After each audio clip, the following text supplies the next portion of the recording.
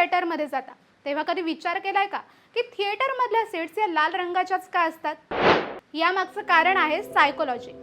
लाल रंग अंधारात दिसत नाही, त्यामुळे लाईट्स बंद झाले की तो डोळ्यांना कमी जाणवतो आणि प्रेक्षकांचं लक्ष स्क्रीन्सवर केंद्रित होतं. लाल रंग मेंदूला एक्साइट करतो, त्यामुळे आधी सीटवर बसून मग फिल्मचा थरार अनुभवला की प्रेक्षक तो थरार घरापर्यंत घेऊन जातो आणि त्या मूवी बद्दल इतरांना सांगून माउथ पब्लिसिटी सुद्धा करू शकतो. आता तुमच्या मनात हा प्रश्न आलाच असेल की हे सगळं सुरू कुठून झालं? तर हा ट्रेंड सुरू झाला ओपेरा हाऊसेस पासून, जिथे लाल रंग म्हणजे रिचनेस, ग्लॅमर आणि थिएटरची भव्यता होती आणि आहे.